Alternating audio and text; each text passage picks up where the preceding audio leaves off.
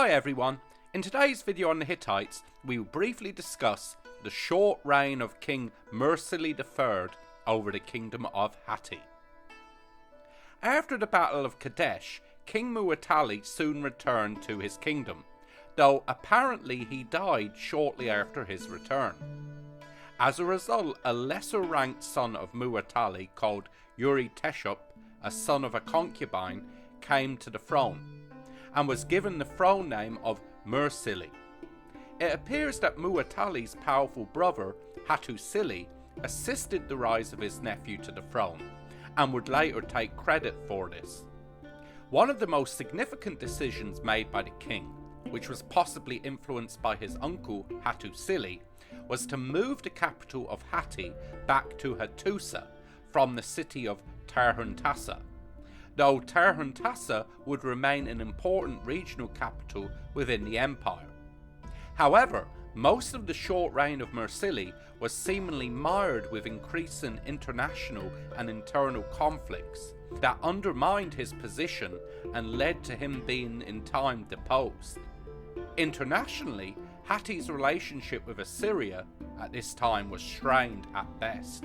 The king of Assyria, Adad-nirari, had taken control of what was left of the old kingdom of Mitanni and made it into a vassal state. This angered the Hittites, as the small state had acted as a buffer between Hatti and Assyria. Now that Assyria controlled the region, this barrier was gone, and Hatti's eastern lands were potentially vulnerable to Assyrian aggression.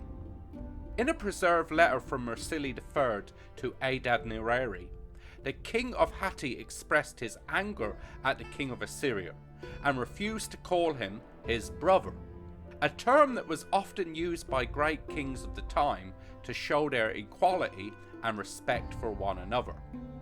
Internally, Mursili would soon face increasing opposition from none other than his powerful uncle, Hattusili. The only known surviving account of what happened between uncle and nephew is found in the Apology of Hattusili, where Hattusili defends why he rebelled against his nephew the king and made himself king of Hatti.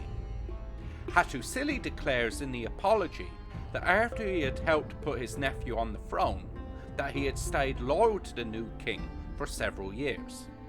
However, Urhi-Teshub began to systematically strip him of his power in the north of the kingdom.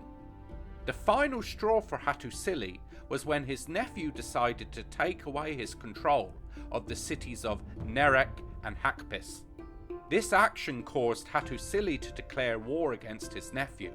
The short civil war was ended when Hattusili captured his nephew during a siege and had him sent away into exile within Hittite-controlled lands, though Urhi-Teshub apparently attempted to seek assistance in regaining his throne from Assyria and Babylon.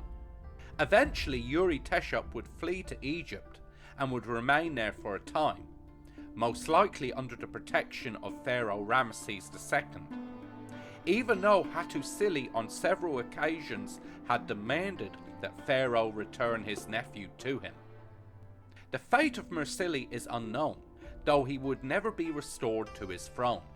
His rebellious uncle would however go on to enjoy a long and very successful reign, which we will learn more about next time.